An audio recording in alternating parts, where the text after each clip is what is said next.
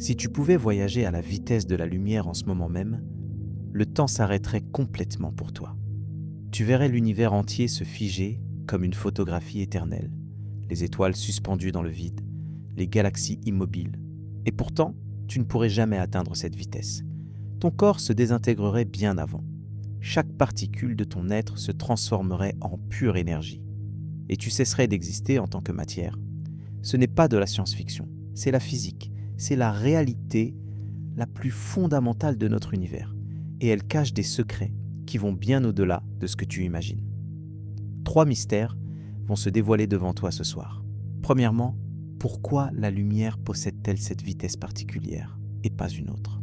Deuxièmement, ce qui arrive réellement à l'espace et au temps quand on s'approche de cette limite absolue.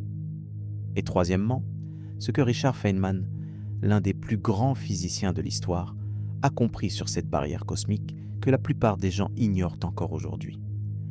Tu vas découvrir quelque chose qui va te faire regarder le ciel différemment.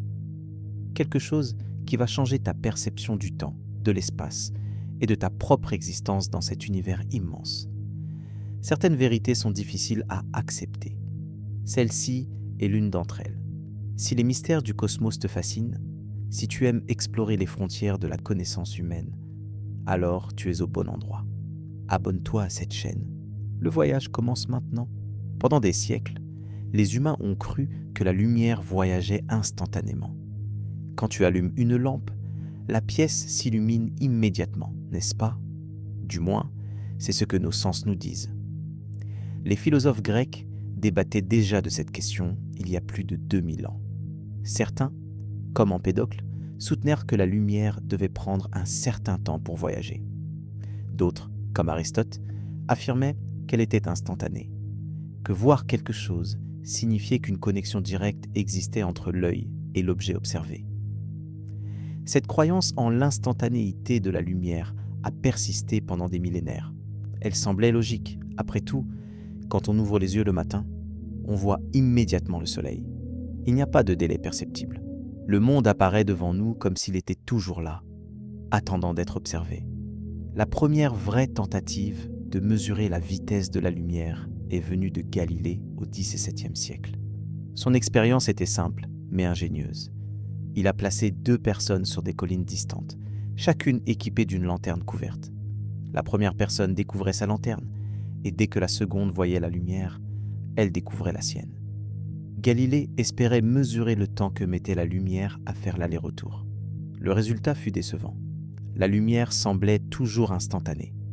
Ce que Galilée ne savait pas, c'est que la distance entre les collines était ridiculement petite comparée à la vitesse réelle de la lumière. Il aurait eu besoin de collines séparées par des millions de kilomètres pour détecter le moindre délai.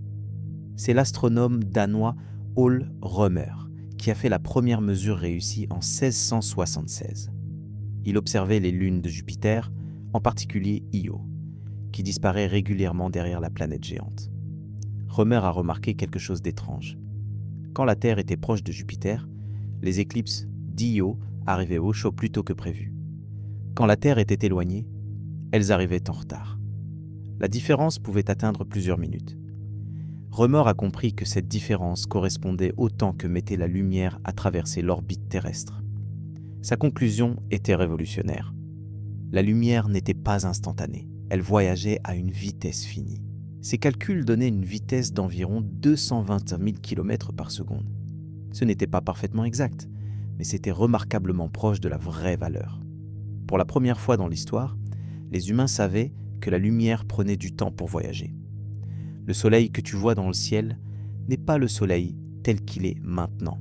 C'est le soleil tel qu'il était il y a 8 minutes. Si le soleil explosait en ce moment, tu continuerais à le voir briller paisiblement pendant encore 8 minutes avant que la catastrophe ne devienne visible. Au XIXe siècle, les physiciens ont affiné ces mesures. Hippolyte Fizeau, en France, a utilisé une roue dentée tournant à grande vitesse pour mesurer la vitesse de la lumière sur Terre. Léon Foucault a amélioré la technique avec des miroirs rotatifs. Les mesures devenaient de plus en plus précises. La valeur se stabilisait autour de 300 000 km par seconde. Mais voici ce que tout le monde croyait à cette époque. On pensait que cette vitesse était simplement une propriété de la lumière. comme la vitesse du son est une propriété du son, rien de plus. Une curiosité scientifique, une caractéristique technique de ce phénomène électromagnétique que nous appelons lumière. Les physiciens ne soupçonnèrent pas qu'ils étaient en train de mesurer quelque chose de beaucoup plus fondamental. Quelque chose qui allait bouleverser notre compréhension de la réalité elle-même. La version officielle de l'histoire dit qu'Einstein a découvert que rien ne peut aller plus vite que la lumière. Cette version est trop simple. Elle cache la véritable profondeur de cette découverte. On nous présente souvent cette limite comme une règle arbitraire, comme une limitation technique que nous pourrions peut-être contourner un jour avec une technologie suffisamment avancée. C'est une erreur fondamentale de compréhension. La vitesse de la lumière n'est pas une limite imposée par la nature sur les objets. Ce n'est pas un mur invisible que les vaisseaux spatiaux ne peuvent pas traverser. C'est quelque chose de beaucoup plus profond. C'est la structure même de l'espace et du temps. C'est la façon dont la réalité est tissée. Dépasser cette vitesse n'est pas difficile. C'est logiquement impossible. C'est comme demander ce qui se trouve au nord du pôle Nord. La question elle-même n'a pas de sens. Einstein n'a pas découvert une limitation. Il a découvert que ce que nous appelons espace et temps sont en réalité une seule entité, l'espace-temps, et que la vitesse de la lumière est le taux de conversion entre ces deux dimensions. Quand tu restes immobile dans l'espace, tu voyages à la vitesse de la lumière à travers le temps. Chaque seconde, tu avances d'une seconde dans le futur. Mais si tu commences qu'à te déplacer dans l'espace, une partie de cette vitesse est détournée du temps vers l'espace. Tu voyages plus lentement à travers le temps pour pouvoir voyager plus vite à travers l'espace. C'est pourquoi le temps ralentit pour les objets en mouvement. Ce n'est pas une illusion. Ce n'est pas un effet secondaire. C'est la conséquence directe du fait que tu as un budget de vitesse fixe et que ce budget est exactement la vitesse de la lumière. Tu ne peux pas dépenser plus que tu n'as. Mais la réalité est encore plus étrange que cette description. Parce que la lumière elle-même ne perçoit pas le temps. Pour un photon, le moment de son émission et le moment de son absorption sont simultanés. Du point de vue de la lumière, l'univers entier n'a aucune épaisseur. Les milliards d'années-lumière entre les galaxies sont compressés en un point. La lumière ne voyage pas à travers l'espace.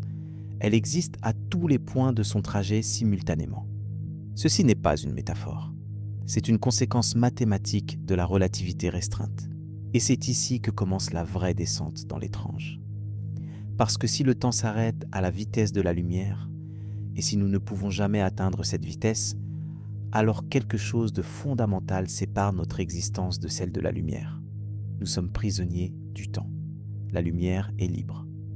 Richard Feynman a passé une grande partie de sa carrière à essayer de comprendre ce que cela signifiait vraiment. Il n'était pas satisfait des explications conventionnelles. Quand on lui demandait pourquoi rien ne peut aller plus vite que la lumière, il refusait de donner la réponse standard. Il disait que la vraie question n'était pas pourquoi cette limite existe, mais pourquoi nous pensons qu'elle devrait ne pas exister. Notre intuition est construite sur des expériences à basse vitesse. Tout ce que nous voyons dans notre vie quotidienne se déplace bien en dessous de la vitesse de la lumière. Nos cerveaux ne sont pas équipés pour comprendre intuitivement ce qui se passe aux vitesses extrêmes. Feynman insistait sur un point que beaucoup de vulgarisateurs négligent. La vitesse de la lumière n'est pas vraiment la vitesse de la lumière. C'est la vitesse de la causalité. C'est la vitesse maximale à laquelle une cause peut produire un effet. Si quelque chose pouvait voyager plus vite que cette limite, les effets pourraient en précéder leur cause. L'univers deviendrait incohérent. La logique elle-même s'effondrerait. Imagine un instant que tu puisses envoyer un message plus vite que la lumière. La relativité montre qu'un observateur en mouvement verrait ce message arriver avant d'avoir été envoyé.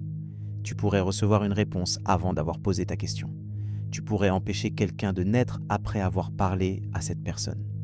Les paradoxes temporels ne seraient pas de simples curiosités théoriques. Ils seraient la réalité quotidienne. C'est pour cette raison que Feynman préférait appeler cette constante la vitesse de la causalité plutôt que la vitesse de la lumière. La lumière voyage à cette vitesse parce qu'elle n'a pas de masse, pas parce qu'il y a quelque chose de spécial dans la lumière. Les gravitons, s'ils existent, voyagent aussi à cette vitesse. Toute particule sans masse voyage à cette vitesse. c'est la vitesse par défaut de l'univers. Les objets avec masse sont ceux qui vont plus lentement, pas ceux qui sont normaux. Nous avons grandi en croyant que le repos est l'état naturel et que le mouvement requiert une explication. C'est exactement l'inverse de la vérité profonde. Le mouvement à la vitesse de la lumière est l'état naturel.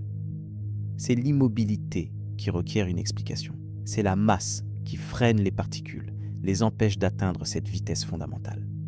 Et voici le détail qui va commencer à te troubler. Nous ne savons pas vraiment ce qu'est la masse. Nous savons que le champ de Higgs donne leur masse aux particules élémentaires. Mais nous ne comprenons pas pourquoi le champ de Higgs existe, ni pourquoi il a les propriétés qu'il a.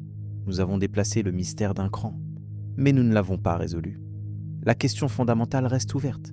Pourquoi l'univers a-t-il cette structure particulière? Pourquoi existe-t-il une vitesse maximale?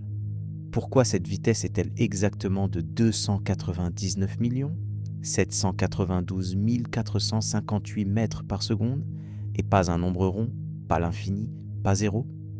Ces questions n'ont pas de réponse là. Dans la physique actuelle, elles touchent à quelque chose de plus profond que nos théories. Elles touchent peut-être aux limites de ce que la science peut expliquer.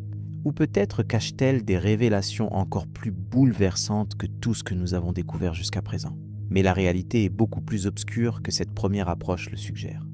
Parce que les conséquences de cette limite ne sont pas seulement théoriques, elles affectent chaque aspect de notre existence, depuis la structure des atomes jusqu'au destin ultime de l'univers. Elles expliquent pourquoi nous sommes isolés dans le cosmos. Pourquoi nous ne pouvons pas explorer les étoiles comme nous explorons les continents. Pourquoi la communication avec d'éventuelles civilisations extraterrestres est condamnée à être désespérément lente. Et au cœur de tout cela, il y a un paradoxe que même Feynman n'a jamais complètement résolu. Si rien ne peut aller plus vite que la lumière, comment l'univers peut-il être plus grand que son âge ne le permet? Comment des régions du cosmos qui n'ont jamais pu communiquer entre elles peuvent-elles avoir les mêmes propriétés? Comment l'information peut-elle sembler se propager instantanément dans certains phénomènes quantiques? Ces questions nous attendent dans les profondeurs de ce voyage.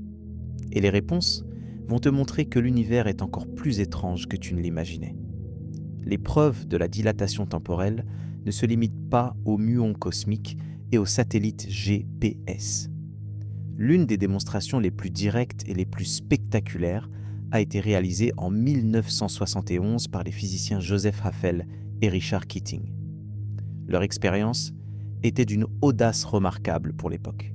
Ils ont pris 4 horloges atomiques au césium, les ont embarquées dans des avions de ligne commerciaux et ont fait le tour du monde, d'abord vers l'est, puis vers l'ouest.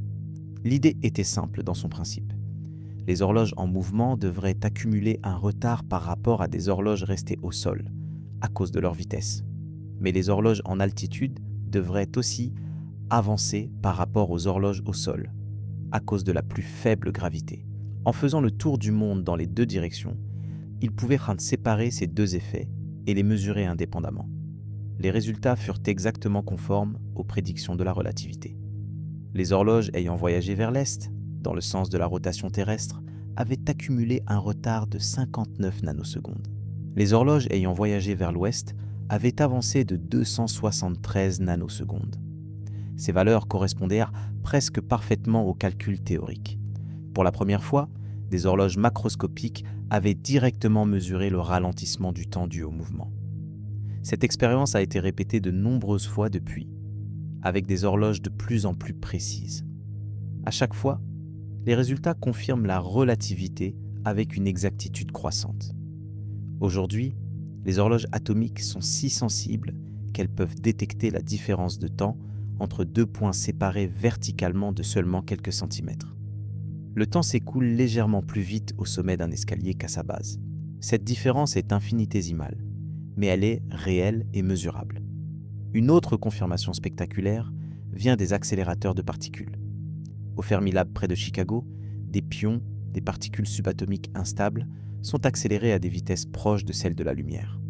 Au repos, un pion se désintègre en environ 26 nanosecondes, mais les pions accélérés à 99,9% de la vitesse de la lumière survivent beaucoup plus longtemps, exactement comme le prédit le facteur de Lorentz. Leur durée de vie observée et multipliées par le facteur correspondant à leur vitesse. Ces expériences ne sont pas de simples curiosités académiques. Elles ont des applications pratiques directes.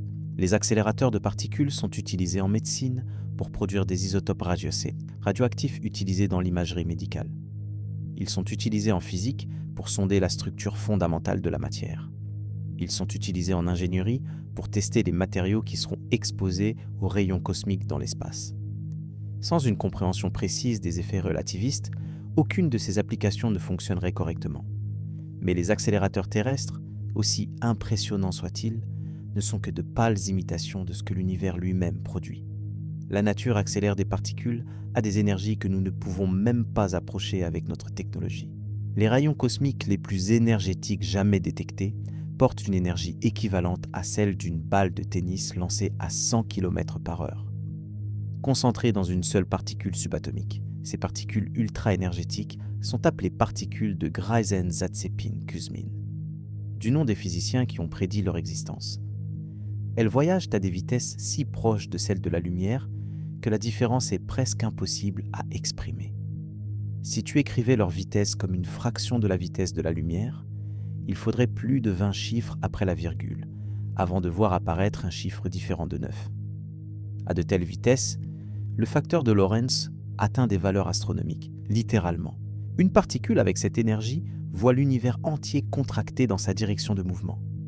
Les galaxies à des millions d'années-lumière apparaissent à quelques mètres de distance du point de vue de la particule. Le temps s'écoule si lentement pour elle que l'âge entier de l'univers, 13,8 milliards d'années, représente à peine quelques minutes de son temps propre. D'où viennent ces particules ? Cette question a tourmenté les astrophysiciens pendant des décennies. Aucun processus connu ne semblait capable de les produire. Les étoiles ordinaires n'ont pas l'énergie nécessaire. Même les supernovas semblaient insuffisantes. Il a fallu chercher des phénomènes encore plus extrêmes, des environnements où les lois de la physique sont poussées à leurs limites absolues. La réponse, du moins partielle, est venue des noyaux actifs de galaxies. Au centre de certaines galaxies se trouvent des trous noirs supermassifs, des monstres contenant des milliards de fois la masse du Soleil. Quand de la matière tombe vers ces trous noirs, elle forme un disque d'accrétion, un tourbillon de gaz chauffé à des millions de degrés. Les forces magnétiques dans ce disque peuvent accélérer des particules à des énergies extraordinaires et les projeter dans l'espace sous forme de jets relativistes. Ces jets sont parmi les structures les plus spectaculaires de l'univers. Ils peuvent s'étendre sur des centaines de milliers d'années-lumière, traversant l'espace intergalactique comme des faisceaux de pure énergie. La matière dans ces jets se déplace à des vitesses atteignant 99% de celles de la lumière, parfois plus. Les particules individuelles au sein de ces jets atteignent des énergies encore plus extrêmes. L'un des exemples les plus étudiés est le jet de la galaxie Messier 87, situé à environ 55 millions d'années-lumière de la Terre. Ce jet s'étend sur plus de 5000 années-lumière et émet une lumière visible à l'œil nu dans les télescopes puissants. Les observations ont révélé que la matière dans ce jet se déplace à plus de 98% de la vitesse de la lumière. L'énergie totale contenue dans ce jet dépasse l'imagination. Elle équivaut à la production énergétique de milliards de soleils pendant des millions d'années. Mais Messier 87 n'est pas un cas exceptionnel. Des milliers de galaxies actives ont été identifiées, chacune avec ses propres jets relativistes. Certaines sont orientées de telle sorte que leurs jets pointent directement vers nous. Ces objets sont appelés blazars, et ils comptent parmi les sources de lumière les plus brillantes de l'univers observable. Un blazar peut émettre plus d'énergie qu'un trillion de soleils. Cette luminosité extraordinaire n'est pas intrinsèque à l'objet lui-même. Elle est amplifiée par un effet relativiste appelé beaming, ou concentration relativiste. Quand une source de lumière se déplace vers toi à une vitesse proche de celle de la lumière, sa lumière est concentrée dans un cône étroit, pointant dans sa direction de mouvement. Si tu te trouves dans ce cône, la source te paraît incroyablement brillante. Si tu te trouves en dehors, elle est pratiquement invisible. C'est pourquoi les blazars semblent si lumineux. Nous voyons leurs jets de face, et toute leur émission est concentrée dans notre direction. La même galaxie, vue sous un angle différent, apparaîtrait beaucoup plus faible. Cet effet de beaming est une conséquence directe de la relativité, une manifestation à l'échelle cosmique des mêmes équations que Lorentz a formulées il y a plus d'un siècle. Les jets relativistes ne sont pas seulement spectaculaires, ils jouent un rôle crucial dans l'évolution des galaxies et du milieu intergalactique. Quand un jet frappe le gaz environnant, il peut déclencher la formation de nouvelles étoiles en comprimant la matière. Ou il peut au contraire empêcher la formation stellaire en chauffant le gaz au point de l'empêcher de s'effondrer. Les trous noirs au centre des galaxies, à travers leurs jets, exercent une influence qui s'étend bien au-delà de leur environnement immédiat. Cette influence est si importante que les astrophysiciens parlent de rétroaction des noyaux actifs. Sans cette rétroaction, les modèles cosmologiques ne parviennent pas à reproduire les propriétés observées des grandes galaxies. Les jets relativistes sont donc essentiels à la structure même de l'univers tel que nous le connaissons. La vitesse de la lumière, à travers ces phénomènes, façonne l'architecture cosmique à grande échelle. Mais les jets ne sont pas les seuls environnements où les effets relativistes dominent. Les étoiles à neutrons, les cadavres d'étoiles massives qui ont explosé en supernova, créant des conditions encore plus extrêmes. Ces objets condensent une masse supérieure à celle du Soleil dans une sphère de seulement 20 km de diamètre. La gravité à leur surface est si intense que la lumière elle-même est significativement courbée. Un photon émis à la surface doit lutter contre cette gravité pour s'échapper, perdant de l'énergie dans le processus. Certaines étoiles à neutrons tournent sur elles-mêmes à des vitesses vertigineuses. Les plus rapides, appelées pulsars millisecondes, complètent des centaines de rotations par seconde. Leur surface équatoriale se déplace à une fraction significative de la vitesse de la lumière. Les effets relativistes sont omniprésents. Le temps à la surface de l'étoile s'écoule sensiblement plus lentement qu'à distance. L'espace lui-même est déformé, créant des effets de lentilles gravitationnelles qui modifient l'apparence de l'étoile pour un observateur distant. Les pulsars émettent des faisceaux de rayonnement électromagnétique depuis leur pôle magnétique. Comme l'axe magnétique n'est généralement pas aligné avec l'axe de rotation, ces faisceaux balaient l'espace comme les phares d'un phare maritime. Quand le faisceau passe sur la Terre, nous détectons une impulsion de rayonnement. La régularité de ces impulsions est extraordinaire. Certains pulsars sont des horloges plus précises que les meilleures horloges diatomiques terrestres. Cette précision a permis des tests de la relativité d'une exactitude inégalée. En 1974, les astronomes Russell Hulse et Joseph Taylor ont découvert un pulsar en orbite autour d'une autre étoile à neutrons. Ce système, appelé pulsar binaire de Hulse-Taylor, a fourni la première preuve indirecte des ondes gravitationnelles. L'orbite du pulsar se contracte lentement au fil du temps, exactement au rythme prédit par la relativité générale pour un système émettant des ondes gravitationnelles. Cette découverte a valu à Hulse et Taylor le prix Nobel de physique en 1993. Elle a également ouvert la voie à la détection directe des ondes gravitationnelles, réalisée pour la première fois en 2015 par les détecteurs LIGO. Ces ondes voyagent à la vitesse de la lumière, comme la relativité le prédit. Elles représentent des ondulations de l'espace-temps lui-même, des déformations qui se propagent à travers l'univers à la vitesse maximale permise par la nature.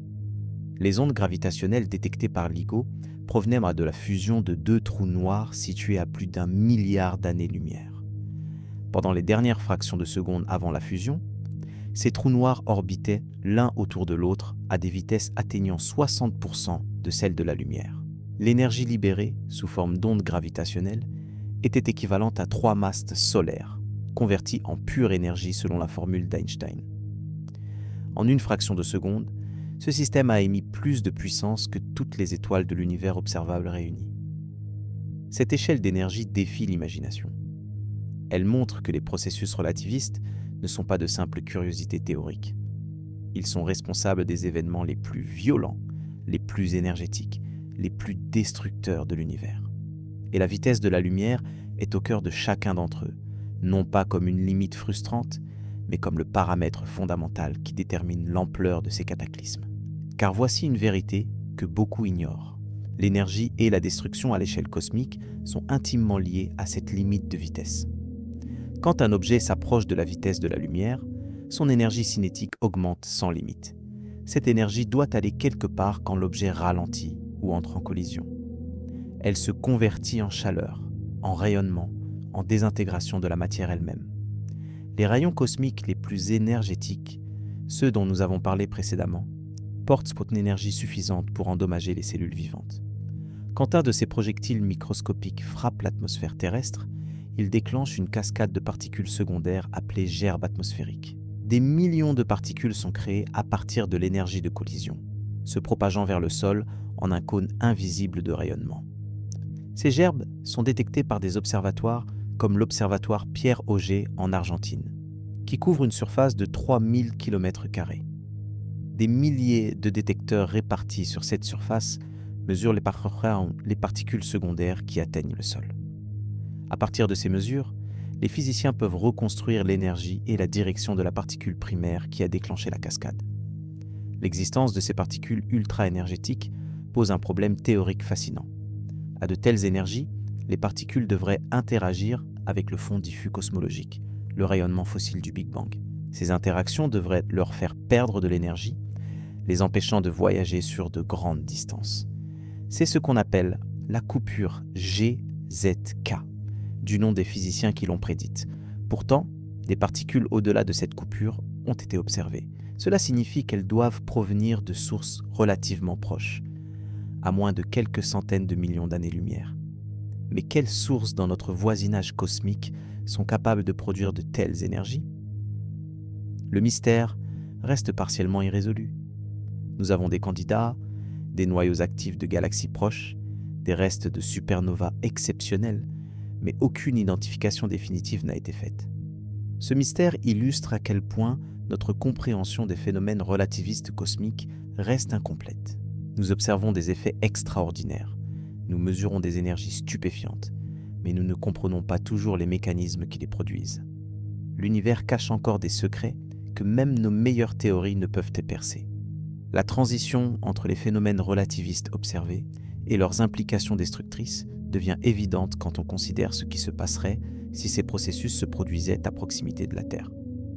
Une étoile proche, explosant en supernova, projetterait de la matière à des fractions significatives de la vitesse de la lumière. Le rayonnement émis, voyageant à la vitesse maximale, atteindrait la Terre avant toute autre indication de danger. Si une étoile à moins de 50 années-lumière explosait de cette manière, les conséquences seraient catastrophiques. Les rayons gamma et X de l'explosion ioniseraient de l'atmosphère terrestre, détruisant la couche d'ozone. La surface de la planète serait exposée au rayonnement ultraviolet du Soleil, sans protection. Les chaînes alimentaires marines s'effondreraient en quelques semaines. Une extinction massive s'ensuivrait. Heureusement, aucune étoile à proximité de la Terre n'est sur le point d'exploser de cette façon. Les candidats les plus proches se trouvent à des distances suffisantes pour que les effets soient atténués. Mais cette sécurité n'est pas éternelle. Sur des échelles de temps géologiques, de tels événements se sont produits et se reproduiront. Certains chercheurs ont suggéré que des extinctions massives dans le passé de la Terre pourraient avoir été déclenchées par des supernovas proches. Il existe des événements encore plus destructeurs. Les sursauts gamma sont les explosions les plus puissantes de l'univers. Ils libèrent en quelques secondes autant d'énergie que le Soleil n'en produira pendant toute sa vie de 10 milliards d'années. Ces explosions sont produites par l'effondrement d'étoiles massives en trous noirs ou par la fusion d'étoiles à neutrons. Elles projettent des jets de matière et de rayonnement à des vitesses proches de celles de la lumière. Si un sursaut gamma se produisait à quelques milliers d'années-lumière de la Terre et si son jet était orienté vers nous, l'effet serait dévastateur. L'atmosphère serait ionisée sur l'hémisphère exposé. Les systèmes électroniques seraient détruits par l'impulsion électromagnétique. La biosphère subirait des dommages potentiellement irréversibles. Certains scientifiques ont proposé que l'extinction de l'Ordovicien, il y a 440 millions d'années, pourrait avoir été causée par un tel événement. Ces scénarios catastrophiques ne sont pas de la science-fiction. Ils sont des conséquences directes de la physique que nous avons explorée. La vitesse de la lumière détermine à quelle vitesse l'énergie peut être transportée à travers l'univers. Elle détermine aussi l'intensité de cette énergie quand elle est concentrée par des effets relativistes. Les mêmes équations qui décrivent le fonctionnement du GPS décrivent aussi les processus qui pourraient anéantir toute vie sur une planète. Cette dualité est au cœur de notre relation avec l'univers. Les lois de la physique, qui permettent notre existence, sont aussi celles qui permettent notre destruction. La vitesse de la lumière, cette constante fondamentale, est à la fois le gardien de notre sécurité et le vecteur de notre vulnérabilité. Elle limite la vitesse à laquelle les menaces peuvent nous atteindre, mais elle permet aussi à ces menaces d'exister avec des intensités inimaginables. Et les processus violents que nous avons évoqués ne sont que le début. Dans les profondeurs de l'univers, des phénomènes encore plus extrêmes se déroulent. Des régions où l'espace et le temps eux-mêmes sont déchirés, où la matière est compressée jusqu'à des densités infinies, où les lois de la physique telles que nous les connaissons cessent de s'appliquer. Ces régions sont les trous noirs, et leur relation avec la vitesse de la lumière va bien au-delà de ce que nous avons exploré jusqu'ici. Parce que les trous noirs ne sont pas simplement des objets qui déforment l'espace. Ils sont des prisons pour la lumière elle-même, des régions où même la vitesse maximale de l'univers n'est pas suffisante pour s'échapper. Des endroits où le temps lui-même atteint une limite finale, un horizon au-delà duquel le futur ne contient qu'une seule destination possible. Et c'est dans ces abîmes cosmiques que les secrets les plus profonds de la vitesse de la lumière attendent d'être révélés. Des secrets qui touchent non seulement à la physique, mais à la nature même de la réalité, à la possibilité de l'existence et aux limites ultimes de ce que l'univers peut créer ou détruire. Les trous noirs représentent la victoire ultime de la gravité sur toutes les autres forces de l'univers. Quand une étoile suffisamment massive épuise son combustible nucléaire, rien ne peut arrêter l'effondrement de son cœur. La matière se comprime sur elle-même. La densité augmente sans limite et à un certain point, l'espace-temps lui-même se courbe si violemment que la lumière ne peut plus s'échapper. Cette frontière invisible s'appelle l'horizon des événements. Ce n'est pas une surface physique que tu pourrais toucher ou voir. C'est une limite mathématique, une région de l'espace au-delà de laquelle toute trajectoire, même celle de la lumière voyageant à la vitesse maximale de l'univers, conduit inexorablement vers le centre. Franchir l'horizon des événements, c'est franchir un point de non-retour absolu. Pas parce que quelque chose t'empêche de revenir, mais parce que le concept même de revenir cesse d'avoir un sens. Pour comprendre cette idée vertigineuse, imagine que tu tombes vers un trou noir stellaire, un de ces cadavres d'étoiles massives qui parsèment notre galaxie. Au début, rien ne semble particulier. Tu tombes en chute libre, comme si tu sautais d'un avion sans fin. Tu ne ressens aucune force, aucune pression. La pesanteur te porte. Mais à mesure que tu t'approches de l'horizon, quelque chose d'étrange commence à se produire.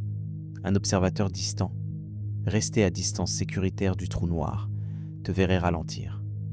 Pas parce que tu ralentis réellement, mais parce que la lumière que tu émets doit lutter de plus en plus fort contre la gravité pour lui parvenir. Cette lumière perd de l'énergie, s'étire vers le rouge, devient de plus en plus faible. Tu semblerais te figer progressivement, ton image s'étirant et s'assombrissant jusqu'à disparaître dans l'obscurité de l'horizon.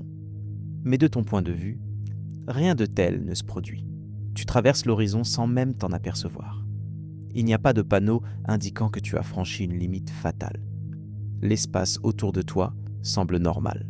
Le ciel étoilé continue de briller au-dessus de toi, bien que déformé par la courbure extrême de l'espace-temps.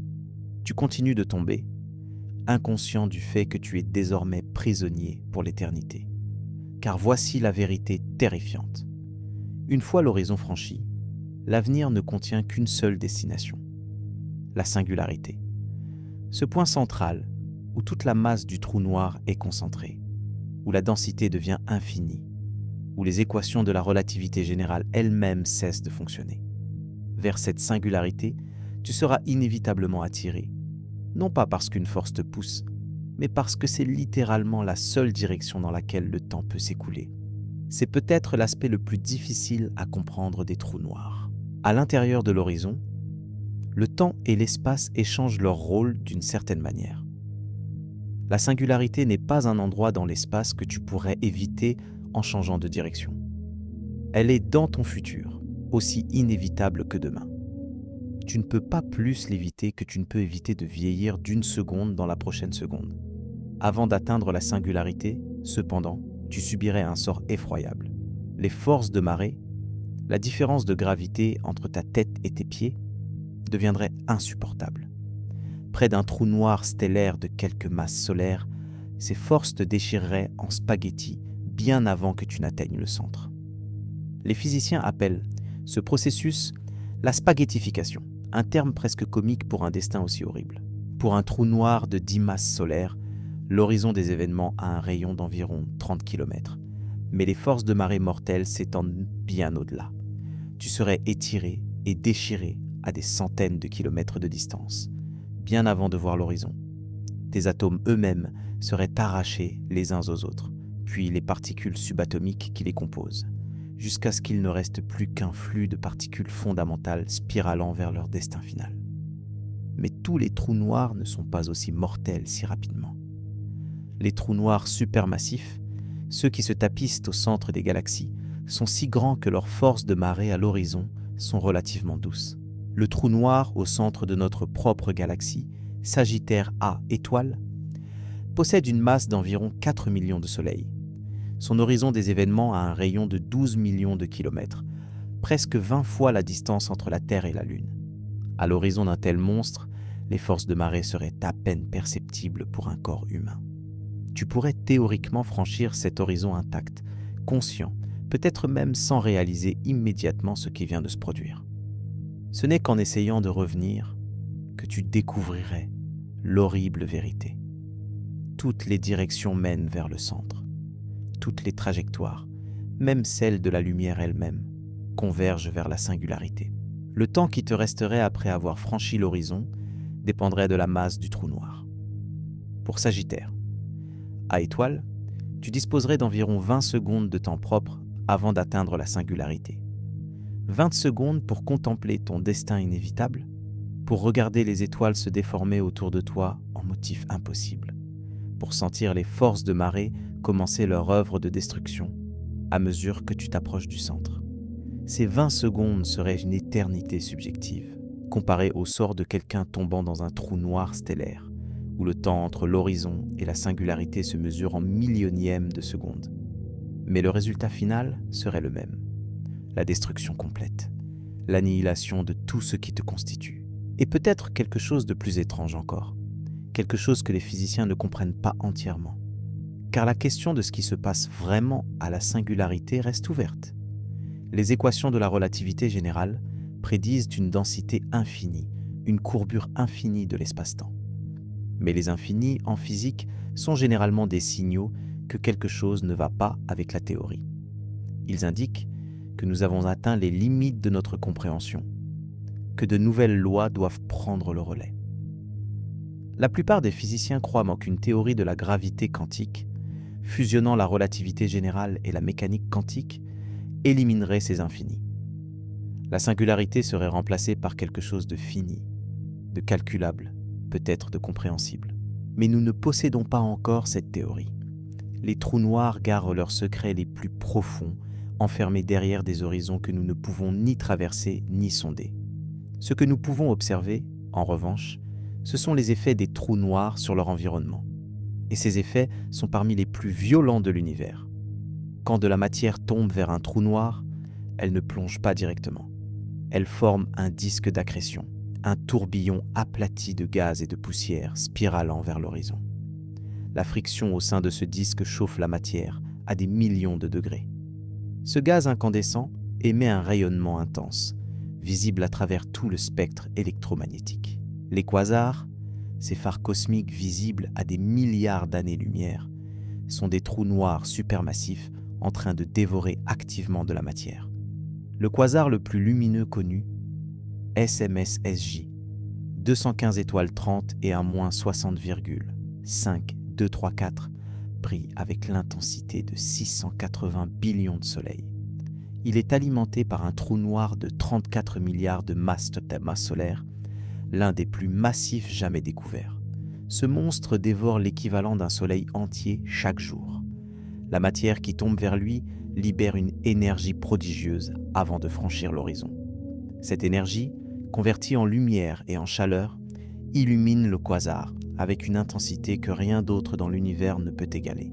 Si ce quasar se trouvait à la place de Proxima du Centaure, l'étoile la plus proche du Soleil, il brillerait plus fort dans notre ciel que le Soleil lui-même. Mais les quasars ne sont pas seulement lumineux, ils sont destructeurs. Les jets relativistes qu'ils émettent, ces colonnes de particules accélérées à des vitesses proches de celles de la lumière, peuvent stériliser des régions entières de l'espace. Une planète qui se trouverait dans le chemin d'un tel jet verrait son atmosphère arrachée, sa surface vitrifiée par le rayonnement, toute forme de vie éradiquée en quelques secondes. En septembre 2022, les astronomes ont détecté un événement extraordinaire dans une galaxie située à 8,5 milliards d'années-lumière. Une étoile s'était aventurée trop près du trou noir supermassif central. Les forces de marée l'ont déchirée, la dispersant en un long filament de gaz incandescent. Cet événement, catalogué AT 2022 CMC, a produit l'un des jets les plus puissants jamais observés. Ces événements de rupture par effet de marée sont relativement rares, peut-être un tous les 10 000 à 100 000 ans dans une galaxie typique. Mais ils offrent une fenêtre unique sur le comportement des trous noirs supermassifs. Pendant quelques mois ou quelques années, le trou noir brille intensément alors qu'il digère les restes de sa victime stellaire. Puis, le spectacle s'éteint. Le monstre retourne à sa torpeur, attendant sa prochaine proie. Un autre événement spectaculaire s'est produit en juin 2015. Le système de détection d'ondes gravitationnelles LIGO a enregistré le signal GW 150-914, la première détection directe d'ondes gravitationnelles dans l'histoire. Ce signal provenait de la fusion de deux trous noirs situés à 1,3 milliard d'années-lumière. Chacun de ces trous noirs possédait une masse d'environ 30 soleils. En spiralant l'un vers l'autre, ils ont accéléré jusqu'à atteindre des vitesses dépassant la moitié de celle de la lumière. Dans les dernières fractions de secondes avant la fusion, ces deux objets massifs orbitaient l'un autour de l'autre des centaines de fois par seconde. L'énergie libérée, sous forme d'ondes gravitationnelles pendant cette phase finale, était stupéfiante. En moins d'une seconde, 3 masses solaires d'énergie ont été émises sous forme de ondulations de l'espace-temps. Cette puissance instantanée dépassait la luminosité combinée de toutes les étoiles de l'univers observable. Depuis cette première détection, des dizaines d'autres fusions de trous noirs ont été observées. Certaines impliquaient des objets encore plus massifs. En septembre 2020, LIGO et Virgo ont détecté GW 190 520 et 1, la fusion de deux trous noirs de 85 et 66 masses solaires. Le trou noir résultant de 142 masses terrelonales solaires se situait dans une gamme de masses que les astrophysiciens pensaient impossible à atteindre par l'effondrement stellaire ordinaire. Cette découverte a révélé que les trous noirs peuvent croître par fusion successive, atteignant des masses intermédiaires entre les trous noirs stellaires et les monstres supermassifs. Elle a aussi soulevé de nouvelles questions. D'où venaient ces trous noirs originaux ? Comment avaient-ils formé un couple si serré ?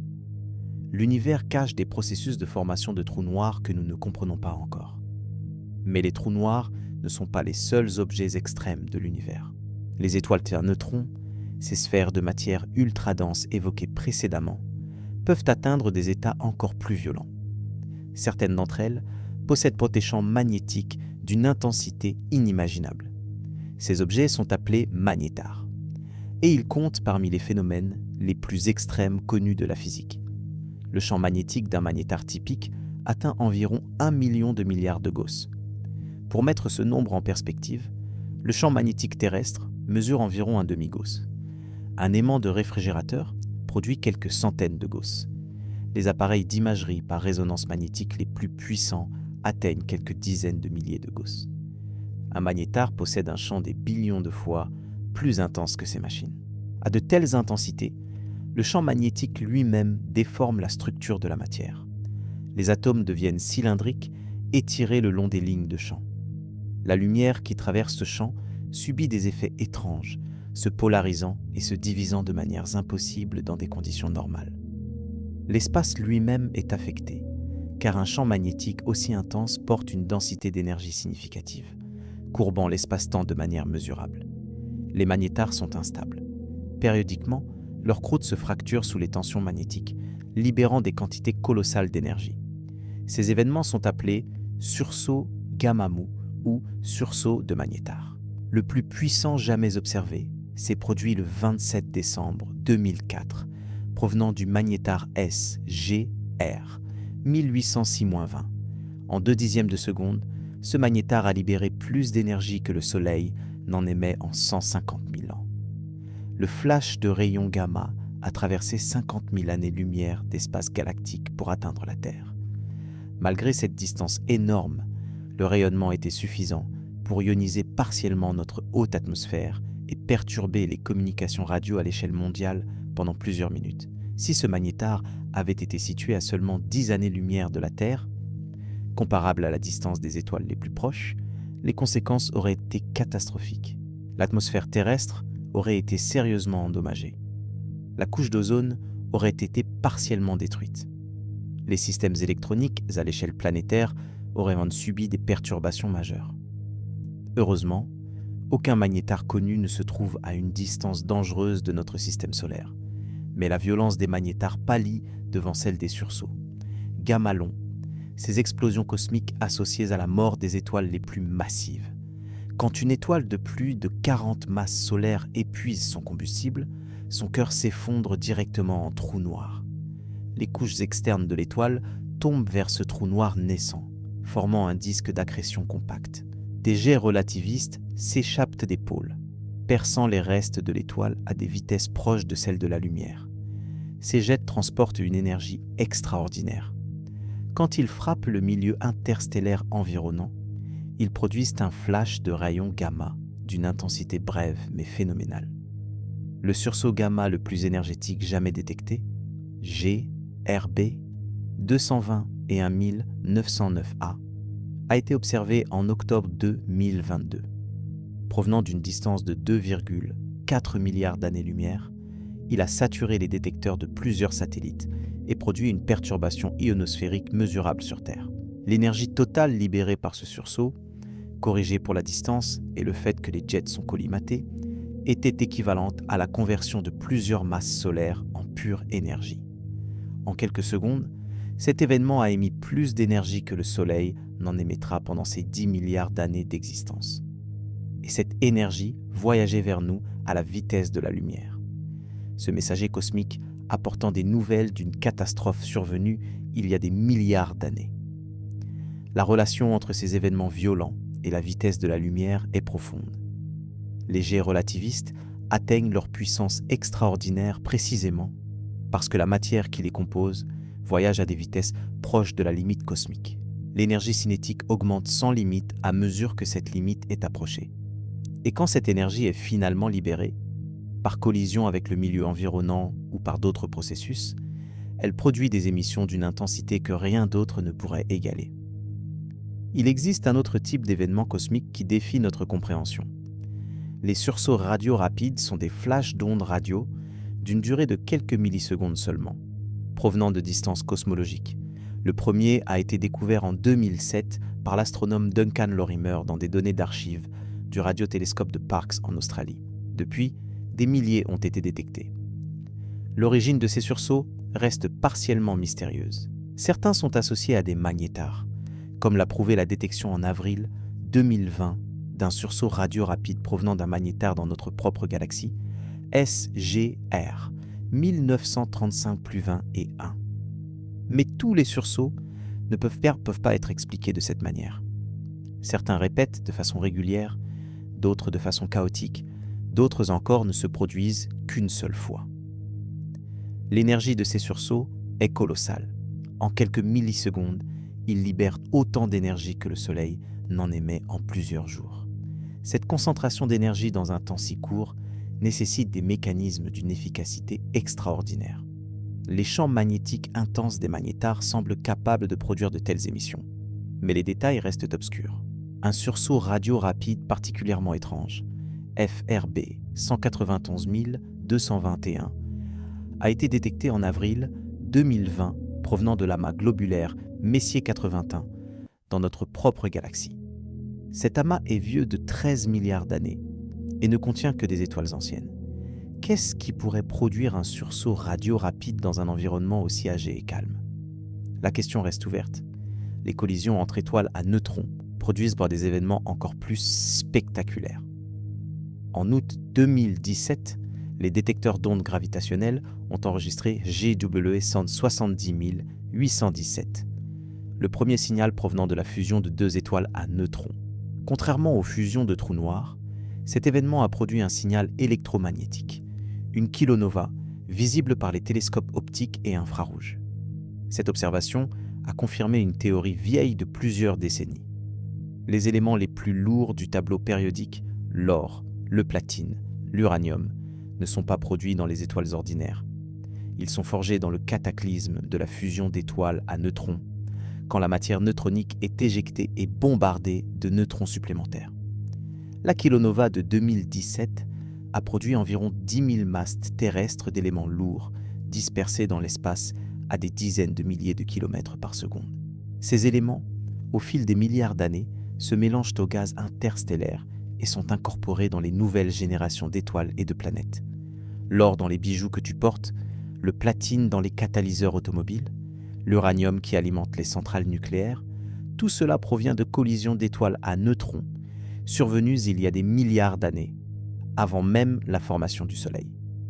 La violence cosmique est donc intimement liée à notre existence. Sans ces cataclysmes, les éléments nécessaires à la vie complexe n'existeraient pas.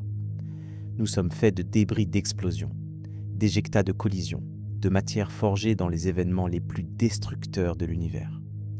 La mort des étoiles est la condition de notre vie. Mais cette violence continue de menacer. L'univers n'a pas terminé son œuvre de destruction et de création. Des supernovas exploseront à l'avenir, peut-être certaines assez proches pour affecter la Terre. Des sursauts gamma illumineront le cosmos, risquant de frapper des planètes habitées. Des trous noirs continueront de dévorer des étoiles. Des galaxies entreront en collision. La matière sera compressée et déchirée dans des processus que nous commençons à peine à comprendre. Et au cœur de tous ces phénomènes, la vitesse de la lumière reste le paramètre fondamental. Elle détermine l'intensité des jets relativistes, la puissance des ondes gravitationnelles, la portée des rayons gamma mortels. Elle est le métronome cosmique sur lequel se règle la violence de l'univers. Sans elle, aucun de ces phénomènes n'existerait sous la forme que nous observons. Mais voici le mystère qui reste ouvert. Pourquoi l'univers est-il structuré de manière à permettre de telles violences ? Pourquoi les lois de la physique autorisent-elles, et même favorisent-elles, des concentrations d'énergie capables d'annihiler des mondes entiers ? La vitesse de la lumière pourrait avoir une valeur différente. Les constantes fondamentales pourraient être telles que ces cataclysmes soient impossibles. Pourtant, l'univers a choisi, si l'on peut utiliser ce mot, un ensemble de lois qui mènent à la violence cosmique. Ces lois sont aussi celles qui permettent l'existence des étoiles, des planètes, de la vie.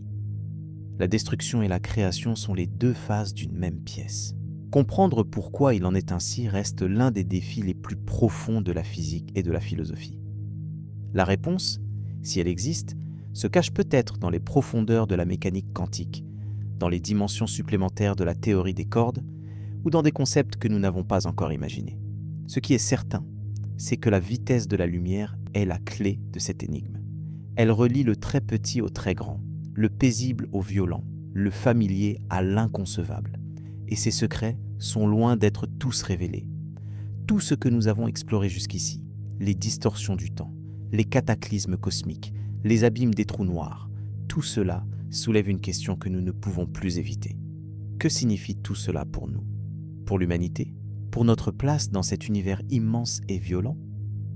La vitesse de la lumière n'est pas seulement une constante physique, elle est une sentence, une condamnation à l'isolement cosmique qui définit les limites de ce que nous pouvons espérer accomplir en tant qu'espèce.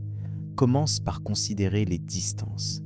L'étoile la plus proche du Soleil, Proxima du Centaure, se trouve à 4,2 années-lumière. Cela signifie que la lumière, voyageant à la vitesse maximale permise par l'univers, met plus de 4 ans à franchir cette distance. Un message radio envoyé vers cette étoile mettrait 4 ans et 3 mois à arriver.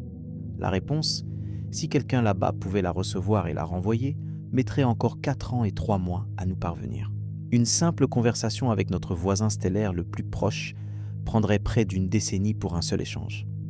Étends cette réflexion à l'échelle de la galaxie.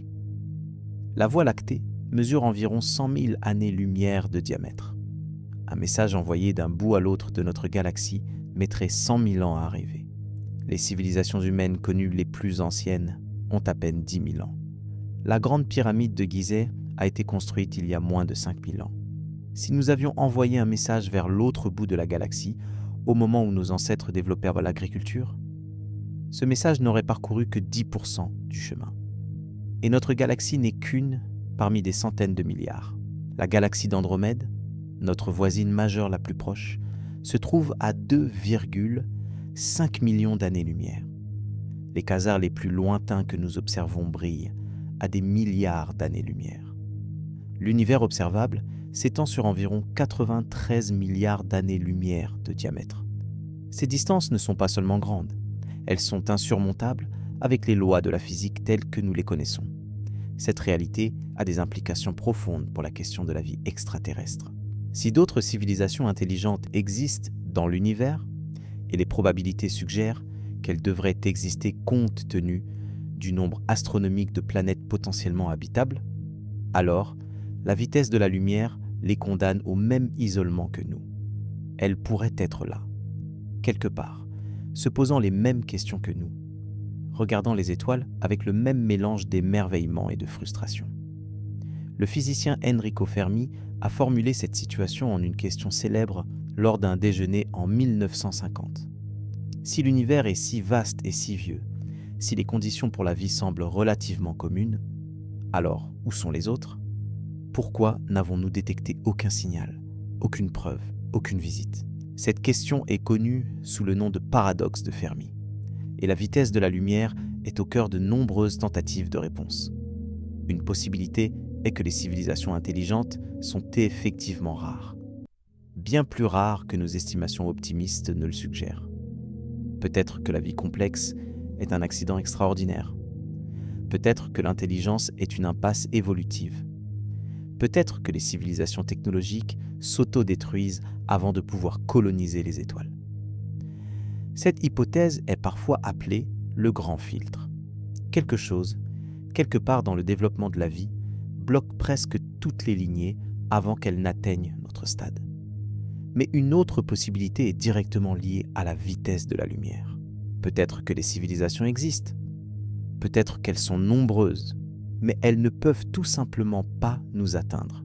Les distances sont trop grandes, les temps de voyage sont trop longs.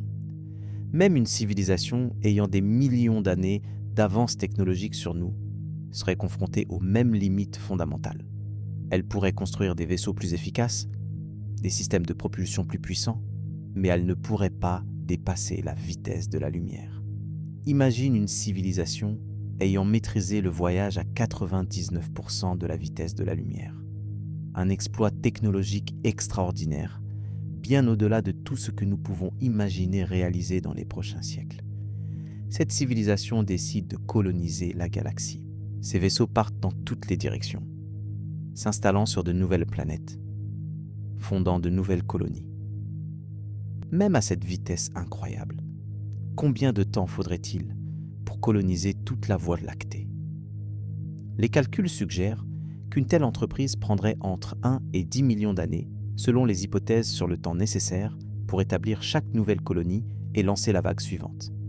1 million d'années semble une éternité à l'échelle humaine, mais c'est un clin d'œil à l'échelle cosmique. La Voie lactée a plus de 13 milliards d'années. Si une civilisation avait commencé cette colonisation il y a seulement quelques millions d'années, elle devrait déjà être partout. Elle devrait être ici. Le fait qu'elle ne soit apparemment pas là pose un problème. Soit nous sommes parmi les premières civilisations à émerger dans la galaxie, ce qui semble statistiquement improbable. Soit quelque chose empêche les civilisations de mener à bien ce projet de colonisation.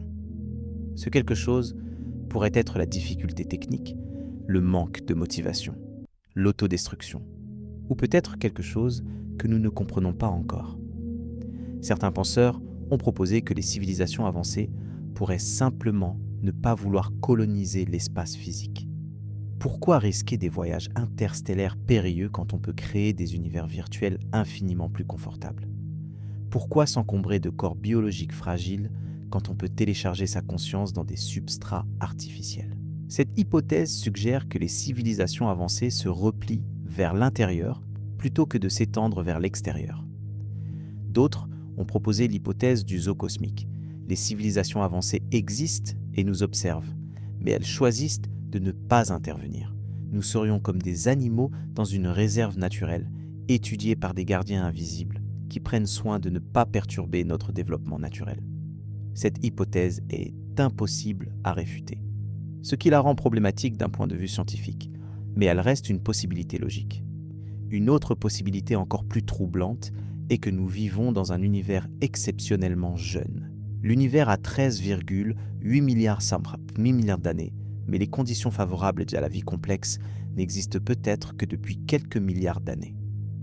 Les premières générations d'étoiles étaient pauvres en éléments lourds nécessaires à la chimie de la vie.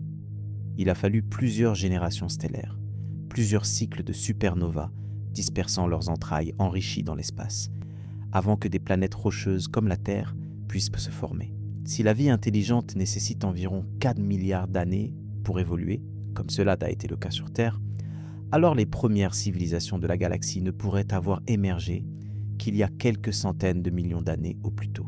C'est un temps très court pour coloniser une galaxie entière, même avec des voyages proches de la vitesse de la lumière.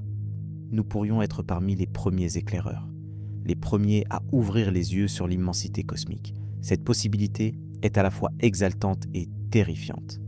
Exaltante parce qu'elle suggère que nous pourrions avoir un rôle unique à jouer dans l'histoire de l'univers.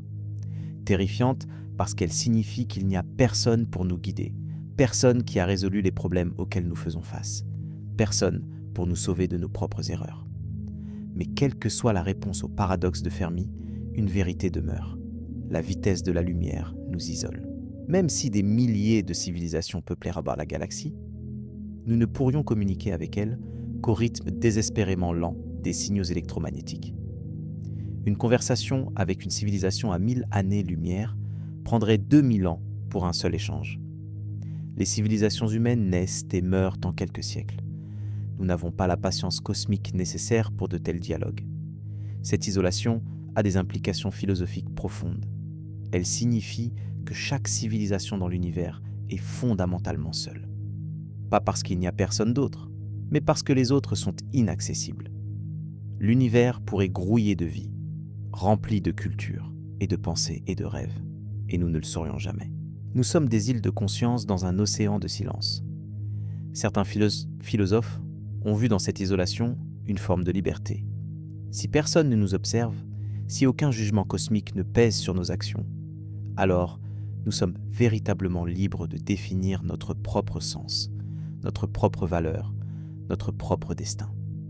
L'existentialisme cosmique découle naturellement de la physique relativiste. Nous sommes jetés dans un univers indifférent, et c'est à nous de créer notre propre signification. D'autres ont vu dans cette isolation une forme de tragédie. Tant de questions resteront sans réponse. Tant de mystères ne seront jamais résolus.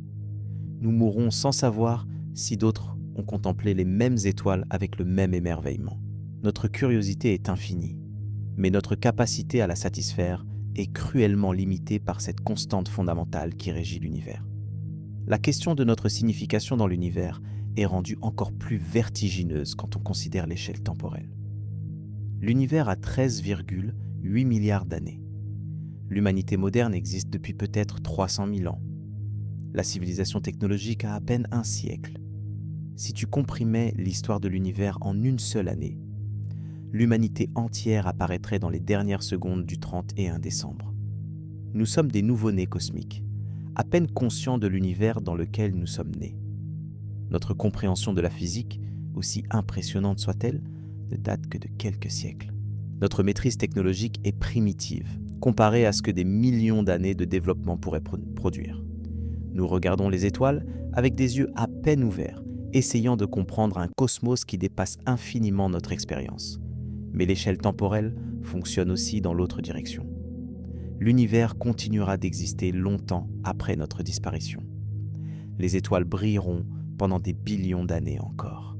puis elles s'éteindront, une à une, laissant place à un univers de naines blanches refroidissantes et de trous noirs errants. Et même ces objets finiront par disparaître, les naines blanches se refroidissant jusqu'au zéro absolu, les trous noirs s'évaporant lentement par rayonnement de Hawking. L'avenir ultime de l'univers est un désert froid et vide. Les cosmologistes appellent ce destin la mort thermique ou le Big Freeze. Toute l'énergie utilisable sera dissipée. Toute structure sera détruite. L'univers atteindra un état d'équilibre parfait, où rien ne peut plus se produire, parce qu'il n'y a plus de différence de potentiel pour alimenter quelque changement que ce soit. Ce destin est rendu inévitable par les lois de la thermodynamique, mais la vitesse de la lumière joue un rôle crucial dans sa réalisation. À mesure que l'univers s'étend, les galaxies lointaines s'éloignent de nous de plus en plus vite. Au-delà d'une certaine distance, cette récession devient superluminique. Non pas parce que les galaxies se déplacent plus vite que la lumière à travers l'espace, mais parce que l'espace lui-même s'étend, emportant les galaxies avec lui. Cette expansion superluminique de l'espace ne viole pas la relativité. La limite de la vitesse de la lumière s'applique aux objets se déplaçant à travers l'espace, pas à l'espace lui-même. L'espace peut s'étendre aussi vite qu'il le souhaite, et il le fait. Le résultat est que certaines galaxies, bien que visibles aujourd'hui, sont déjà hors de notre portée pour toujours. Même si nous lancions un vaisseau voyageant à la vitesse de la lumière, il ne pourrait jamais les atteindre. L'espace s'étend plus vite qu'il ne peut le traverser. Cette limite définit ce qu'on appelle l'horizon cosmique, la frontière au-delà de laquelle rien ne peut nous parvenir. Et cette frontière se rapproche. À mesure que l'univers continue de s'étendre, de plus en plus de galaxies franchissent cet horizon, disparaissant de notre univers observable pour toujours. Dans des billions d'années, notre groupe local de galaxies sera le seul îlot de matière visible. Tout le reste aura disparu au-delà de l'horizon, emporté par l'expansion de l'espace. Une civilisation naissant dans cet avenir lointain, dans une galaxie isolée entourée de vide, ne saurait jamais que l'univers était autrefois rempli de milliards de galaxies. Elle regarderait le ciel et ne verrait que le vide. Elle pourrait conclure, à tort, qu'elle habite un cosmos petit et solitaire. Les preuves du Big Bang seraient effacées. Le fond diffus cosmologique étiré au-delà de toute détection. La vérité sur l'origine de l'univers serait perdue à jamais. Cette perspective soulève une question troublante. Quelles vérités sur l'univers nous sont déjà cachées ? Quels phénomènes cosmiques ont disparu au-delà de notre horizon, avant que nous n'ayons eu la chance de les observer ? La physique telle que nous la connaissons est construite sur les observations que nous pouvons faire. Mais si certaines observations sont devenues impossibles, notre physique pourrait être incomplète de manière que nous ne pouvons même pas imaginer. La vitesse de la lumière n'est pas seulement une limite de vitesse, c'est une limite de connaissance. Elle définit ce que nous pouvons savoir et ce qui nous sera éternellement caché. Au-delà de l'horizon observable, l'univers continue, peut-être indéfiniment, peut-être avec des propriétés très différentes de celles que nous observons. Nous ne le saurons jamais. La physique nous condamne à l'ignorance partielle. Cette limitation épistémologique a troublé de nombreux physiciens et philosophes. Si nous ne pouvons observer qu'une fraction de l'univers, comment pouvons-nous prétendre comprendre l'univers dans son ensemble ? Nos théories cosmologiques extrapolent à partir de ce que nous voyons, mais cette extrapolation repose sur l'hypothèse que l'univers au-delà de notre horizon ressemble à l'univers que nous observons. Cette hypothèse est plausible, mais elle est invérifiable. Certains cosmologistes ont proposé que l'univers au-delà de notre horizon pourrait être radicalement différent. Des régions avec des constantes physiques différentes, des dimensions supplémentaires se manifestant de manières exotiques, des formes de matière et d'énergie que nous ne pouvons pas concevoir. L'univers observable pourrait être un échantillon non représentatif d'un cosmos bien plus étrange que nous ne l'imaginons. Ces spéculations touchent aux limites de la science. Elles sont peut-être vraies, peut-être fausses, mais nous n'avons aucun moyen de le déterminer. La vitesse de la lumière trace une frontière infranchissable autour de notre connaissance. Au-delà de cette frontière, tout était possible et rien n'est vérifiable. La relation entre la vitesse de la lumière et la causalité soulève également des paradoxes philosophiques profonds. Nous avons mentionné précédemment que cette vitesse est celle à laquelle les causes produisent leurs effets. Mais qu'est-ce que cela signifie vraiment pour la nature du temps et du libre arbitre? Si l'univers est un bloc quadridimensionnel où passé, présent et futur existent simultanément, comme certaines interprétations de la relativité le suggèrent, alors le futur est déjà fixé. Tes décisions de demain existent déjà, figées dans la structure de l'espace-temps. Tu ne les as simplement pas encore expérimentées. Dans cette vision, le libre arbitre est une illusion. Tu crois choisir, mais tes choix sont aussi déterminés que le passé. Cette vision déterministe est difficile à accepter. Elle semble contredire notre expérience directe de la prise de décision, notre sentiment d'être les auteurs de nos actions. Mais la physique ne se soucie pas de ce que nous trouvons facile à accepter. Elle décrit la réalité telle qu'elle est, pas telle que nous voudrions qu'elle soit. Cependant, la mécanique quantique complique ce tableau. Au niveau subatomique, les événements semblent véritablement indéterminés. Un atome radioactif se désintègre à un moment imprévisible. Un photon traverse un écran à un endroit qui ne peut être prédit avec certitude. Ces événements ne sont pas simplement imprévisibles par ignorance. Ils semblent être fondamentalement aléatoires. Si le hasard quantique est réel, alors le futur n'est peut-être pas entièrement fixé. L'univers bloc pourrait être incomplet, en cours de construction à mesure que les événements quantiques se réalisent. Cette vision préserve une forme de possibilité, même si elle ne restaure pas nécessairement le libre arbitre tel que nous le concevons habituellement. Mais voici le problème. Nous ne savons pas si le hasard quantique est vraiment fondamental, ou s'il reflète simplement notre ignorance de variables cachées. Einstein lui-même refusait d'accepter que Dieu joue au dé avec l'univers. Des décennies de recherche n'ont pas résolu définitivement cette question.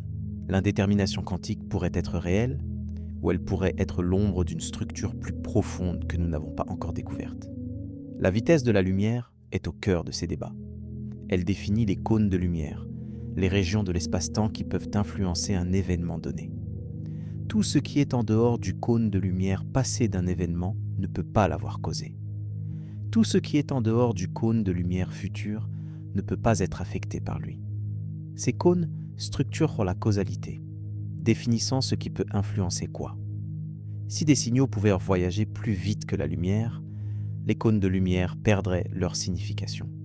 La causalité s'effondrerait dans un chaos de paradoxes temporels. Le fait que cela ne se produise pas, le fait que la causalité est préservée, suggère que la vitesse de la lumière est plus qu'une simple limitation technique. Elle est une condition nécessaire pour que l'univers soit logiquement cohérent. Cette cohérence logique de l'univers est elle-même un mystère.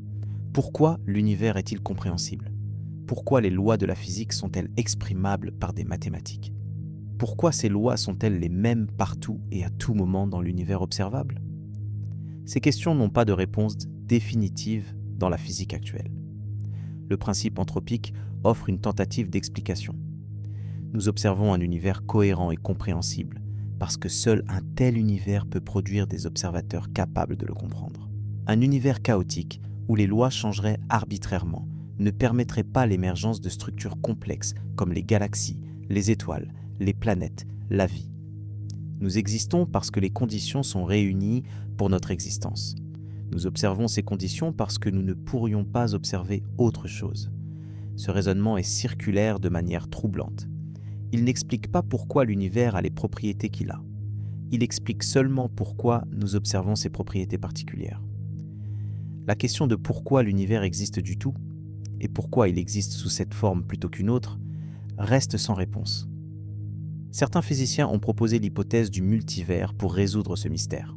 Peut-être existe-t-il une infinité d'univers, chacun avec ses propres lois et constantes. Dans la plupart de ces univers, les conditions ne permettent pas la vie. Mais dans quelques-uns, par pur hasard statistique, les constantes ont les bonnes valeurs. Nous nous trouvons nécessairement dans l'un de ces univers rares et favorables. Cette hypothèse est séduisante, mais elle est essentiellement invérifiable. Les autres univers, s'ils existent, sont par définition inaccessibles. Nous ne pouvons pas les observer, les mesurer, les tester. Le multivers reste une spéculation philosophique déguisée en physique. Il résout le problème en multipliant les entités au-delà de tout ce qui est observable. La vitesse de la lumière, dans ce contexte, prend une signification particulière. Elle pourrait être une constante contingente, ayant cette valeur dans notre univers, mais d'autres valeurs dans d'autres univers. Ou elle pourrait être une nécessité logique, ayant la même valeur dans tous les univers possibles. Nous n'avons aucun moyen de savoir laquelle de ces possibilités est correcte. Ce que nous savons, c'est que cette constante façonne notre existence de manière profonde. Elle détermine la taille des atomes, la vitesse des réactions chimiques, la portée des forces fondamentales. Si elle avait une valeur très différente, la chimie serait impossible. La vie ne pourrait pas exister. Nous ne serions pas là pour nous poser ces questions. Nous sommes donc liés à cette constante d'une manière intime. Elle n'est pas seulement une propriété de l'univers que nous observons. Elle est une condition de notre existence. Nous sommes des créatures de la lumière, sculptées par ses propriétés, limitées par sa vitesse, définies par son influence sur la structure même de la réalité. Et pourtant, malgré tout ce que nous savons, le mystère fondamental demeure. Pourquoi cette valeur? Pourquoi cette structure? Pourquoi quelque chose plutôt que rien? La physique peut décrire le comment avec une précision extraordinaire. Elle reste muette sur le pourquoi ultime. C'est peut-être la leçon la plus profonde de tout ce voyage. L'univers est compréhensible jusqu'à un point, puis il devient mystère. La vitesse de la lumière est mesurable, ses effets sont calculables, ses conséquences sont prévisibles. Mais sa raison d'être, si elle en a une, nous échappe. Nous sommes des explorateurs dans un cosmos dont les fondations nous sont cachées. Cette ignorance n'est pas un échec, c'est une invitation. Chaque génération de physiciens repousse un peu plus loin les frontières de notre compréhension. Chaque découverte ouvre de nouvelles questions plus profondes que celles qu'elle résout. La quête de connaissance est sans fin, et c'est peut-être cette infinité qui lui donne son sens. La vitesse de la lumière nous rappelle nos limites, mais elle nous rappelle aussi l'immensité de ce qui reste à découvrir. Au-delà de notre horizon cosmique, au-delà de notre horizon de connaissance, des vérités attendent. Certaines seront peut-être accessibles un jour, d'autres resteront à jamais hors de portée. Mais la recherche elle-même, l'effort de comprendre, l'émerveillement devant le mystère, tout cela a une valeur qui transcende les réponses que nous pourrions trouver. L'humanité est peut-être insignifiante à l'échelle cosmique. Notre planète est une poussière dans l'immensité. Notre existence est un battement de cils dans l'éternité. Mais nous sommes la partie de l'univers qui se pose des questions sur elle-même. Nous sommes la matière devenue consciente, l'énergie qui contemple sa propre nature. Dans un cosmos apparemment indifférent, c'est peut-être le miracle ultime. Et ce miracle est rendu possible, en partie, par cette constante que nous avons explorée. La vitesse de la lumière structure l'univers de manière à permettre la complexité. Elle sépare les régions de l'espace-temps suffisamment pour que des structures locales puissent émerger et persister.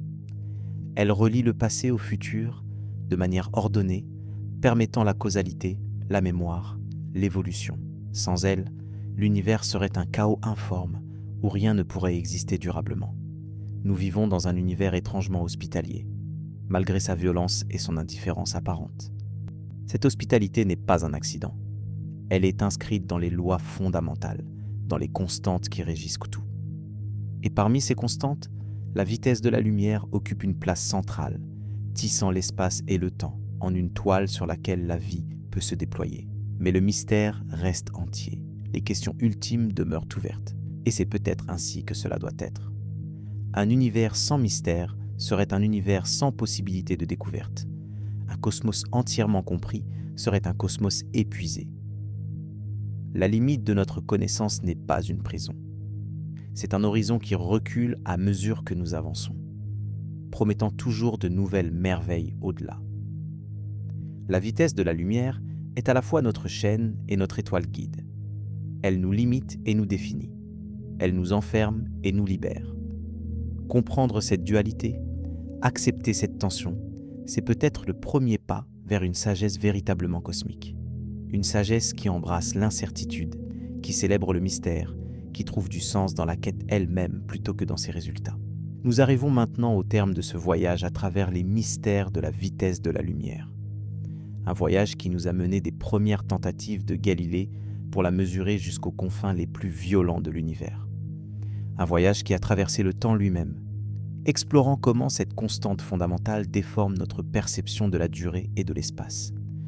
Un voyage qui nous a confrontés aux questions les plus profondes sur notre place dans le cosmos. Reprenons le fil qui relie tout ce que nous avons découvert. Au commencement était la curiosité. Les humains ont regardé le ciel et se sont demandé ce qu'était cette lumière qui illuminait leur nuit et leur jour. Ils ont cru pendant des millénaires que cette lumière voyageait instantanément. Puis Ole Rømer, observant les lunes de Jupiter, a compris que la lumière prenait du temps. Ce temps était incroyablement court, mais il existait. Cette découverte a ouvert une porte que personne ne soupçonnait. De cette porte est sorti un univers bien plus étrange que tout ce que les philosophes anciens avaient imaginé. Un univers où le temps n'est pas absolu, où l'espace se contracte, où la masse augmente avec la vitesse. Einstein a compris que ces phénomènes n'étaient pas des anomalies à expliquer, mais des manifestations d'une réalité plus profonde. L'espace et le temps ne sont pas des scènes séparées sur lesquelles les événements se déroulent. Ils sont tissés ensemble en une seule étoffe, l'espace-temps. Et la vitesse de la lumière est le fil qui maintient cette étoffe cohérente.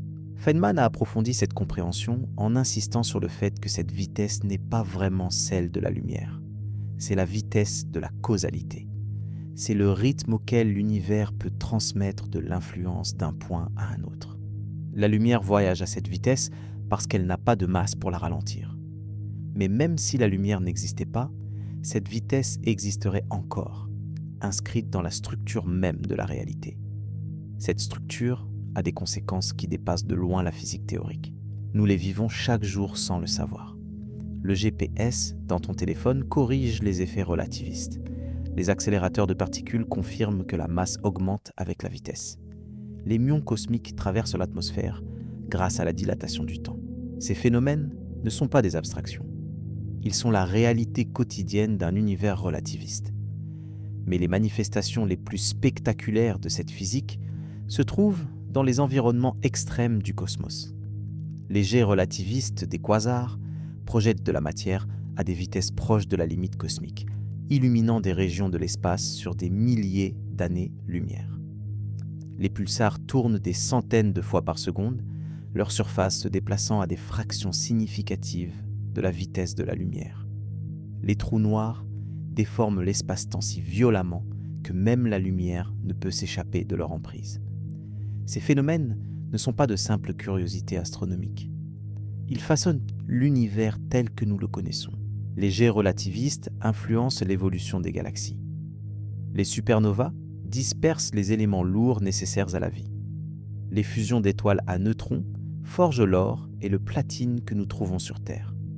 La violence cosmique est la condition de notre existence. Cette violence est rendue possible par la vitesse de la lumière. Plus un objet s'approche de cette limite, plus son énergie augmente sans borne. Quand cette énergie est libérée, les résultats sont catastrophiques.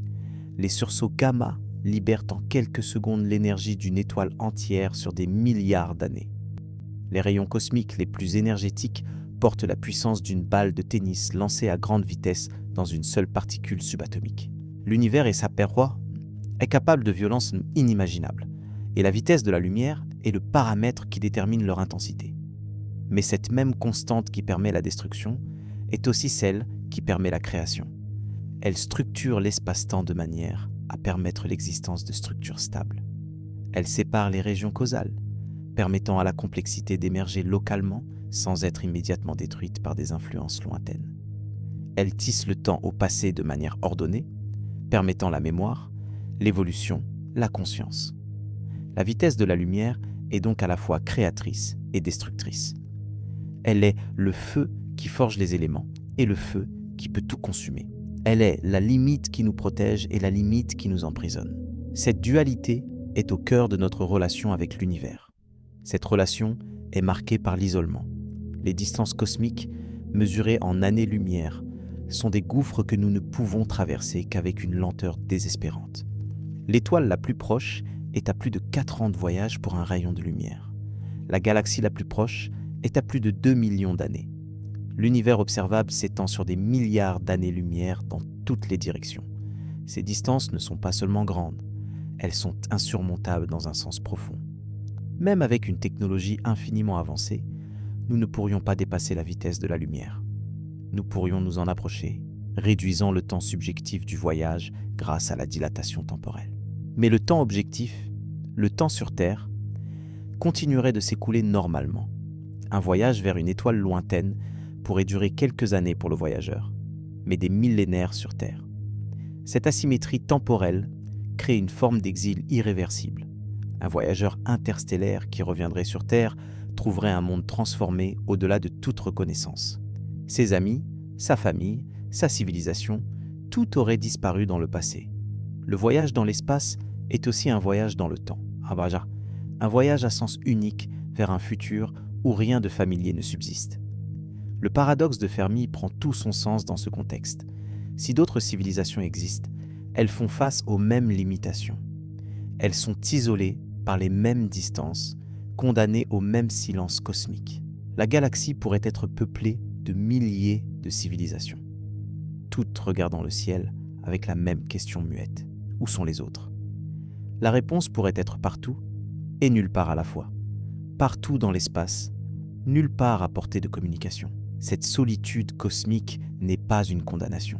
Elle est une invitation à la réflexion. Si nous sommes seuls, ou effectivement seuls, à cause des distances infranchissables, alors notre responsabilité envers nous-mêmes et notre planète est absolue. Personne ne viendra nous sauver. Personne ne nous apportera les solutions à nos problèmes. Personne ne nous guidera vers la maturité cosmique. Nous devons trouver notre propre chemin. Cette perspective peut sembler écrasante, mais elle peut aussi être libératrice. Sans attente de secours extérieur, nous sommes libres de définir notre propre sens, notre propre valeur, notre propre destin. L'univers ne nous impose aucune signification. Il nous offre une toile vierge sur laquelle peindre notre propre histoire. Et quelle histoire nous avons déjà peinte ? En quelques millénaires, nous sommes passés de l'observation des étoiles à la compréhension de leur fonctionnement. Nous avons mesuré la vitesse de la lumière, compris la relativité, détecté les ondes gravitationnelles. Nous avons envoyé des sondes aux confins du système solaire, photographié des trous noirs, cartographié le fond diffus cosmologique. Ces accomplissements sont extraordinaires à l'échelle de notre jeune civilisation.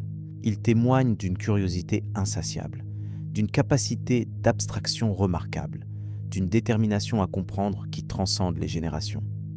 Chaque découverte est le fruit de milliers de contributions, de millions d'heures de travail, d'une collaboration qui traverse les frontières et les siècles. Mais ces accomplissements ne sont que le début. La physique que nous connaissons est incomplète. La relativité générale et la mécanique quantique, les deux piliers de notre compréhension, sont incompatibles à un niveau fondamental. Une théorie plus profonde, peut-être la gravité quantique, attend d'être découverte. Cette théorie pourrait révéler des aspects de la vitesse de la lumière que nous ne soupçonnons pas encore. Peut-être découvrirons-nous que cette constante n'est pas vraiment constante. Certaines théories spéculent qu'elle pourrait avoir varié dans le passé lointain de l'univers, ou qu'elle pourrait varier légèrement dans des conditions extrêmes. Ces spéculations sont controversées, et les preuves expérimentales sont limitées. Mais elles illustrent que notre compréhension, aussi avancée soit-elle, reste provisoire. Peut-être découvrirons-nous des moyens de contourner les limitations de la vitesse de la lumière sans les violer directement. Les trous de verre, ces tunnels hypothétiques à travers l'espace-temps, pourraient théoriquement permettre des voyages plus rapides que la lumière en raccourcissant la distance plutôt qu'en augmentant la vitesse. La propulsion par distorsion d'Alcubierre propose de contracter l'espace devant un vaisseau et de l'étendre derrière, permettant un déplacement effectivement superluminique sans que le vaisseau lui-même ne dépasse la vitesse de la lumière. Ces concepts sont pour l'instant de la science-fiction déguisée en physique théorique. Les trous de verre traversables nécessiteraient de l'énergie négative en quantité que nous ne savons pas produire et qui pourrait ne pas exister. La propulsion d'Alcubierre souffre des mêmes problèmes, aggravés par des questions sur la causalité et la stabilité. Mais il y a un siècle, la relativité elle-même aurait semblé de la science-fiction. L'histoire nous enseigne l'humilité face aux limitations que nous croyons absolues. Ce qui est certain, c'est que la vitesse de la lumière restera au centre de notre exploration du cosmos. Elle est le fil conducteur qui relie toutes les échelles, du subatomique au cosmologique. Elle est la clé qui ouvre les portes des phénomènes les plus extrêmes. Elle est la limite qui définit ce que nous pouvons espérer connaître et ce qui nous restera à jamais caché. Et dans cette limitation réside peut-être une forme de beauté. Un univers sans limite serait un univers sans structure. Un cosmos où tout est possible serait un cosmos où rien n'a de sens. La vitesse de la lumière impose des règles, et ces règles permettent l'émergence de la complexité, de l'ordre, de la signification. Nous sommes des créatures de ces règles. Notre existence dépend des constantes fondamentales qui régissent l'univers. Si la vitesse de la lumière était très différente, nous ne serions pas là pour nous poser des questions à son sujet. Cette observation est plus qu'une tautologie. Elle suggère une connexion profonde entre les lois de la physique et l'émergence de la conscience. Certains y voient une preuve d'un dessein, une suggestion que l'univers a été conçu pour permettre la vie et l'intelligence. D'autres y voient simplement un effet de sélection, une conséquence inévitable du fait que nous ne pouvons observer que des univers compatibles avec notre existence. Le débat entre ces visions touche aux limites de ce que la science peut déterminer. Il entre dans le domaine de la philosophie et peut-être de la foi. Mais quelle que soit l'interprétation que l'on adopte, une vérité demeure. Nous sommes ici. Nous existons dans cet univers particulier avec ses lois particulières. Nous avons la capacité de les comprendre, de les apprécier, de nous émerveiller devant elles. Cette capacité est peut-être le plus grand mystère de tous. La conscience contemplant l'univers, la matière se posant des questions sur elle-même, l'énergie prenant forme et cherchant à comprendre sa propre nature. Ces phénomènes sont au moins aussi mystérieux que la vitesse de la lumière elle-même. Peut-être sont-ils liés d'une manière que nous ne comprenons pas encore. Quand tu regardes les étoiles ce soir, souviens-toi de ce que tu as appris. La lumière que tu vois a voyagé pendant des années, des siècles, des millénaires pour atteindre tes yeux. Chaque photon porte avec lui une histoire, un message d'un passé lointain. Le ciel nocturne est une machine à remonter le temps, te montrant l'univers tel qu'il était, pas tel qu'il est. Et souviens-toi que cette lumière voyage à la vitesse maximale permise par l'univers. Rien ne peut la dépasser. Cette limite est inscrite dans la structure même de la réalité. Elle définit ce que tu peux voir, ce que tu peux savoir, ce que tu peux espérer atteindre. Mais cette limite n'est pas une prison. Elle est une invitation. Elle définit un territoire immense à explorer, un cosmos rempli de merveilles qui attendent d'être découvertes. Chaque étoile est un soleil, peut-être entouré de planètes, peut-être abritant des formes de vie que nous ne pouvons imaginer. Chaque galaxie est un archipel de milliards de soleils, un océan de possibilités. L'univers est vaste au-delà de toute mesure. Il est violent au-delà de toute imagination. Il est mystérieux au-delà de toute compréhension. Mais il est aussi notre maison, notre seule maison, peut-être, dans l'immensité du cosmos. Et c'est à nous de décider ce que nous en ferons. La vitesse de la lumière nous rappelle notre fragilité. Une supernova proche, un sursaut gamma mal orienté, et notre civilisation pourrait être effacée en un instant. Ces menaces sont réelles, même si elles sont statistiquement improbables à l'échelle d'une vie humaine. L'univers n'a pas été conçu pour notre confort ou notre sécurité. Il suit ses propres lois, indifférent à nos espoirs et à nos craintes.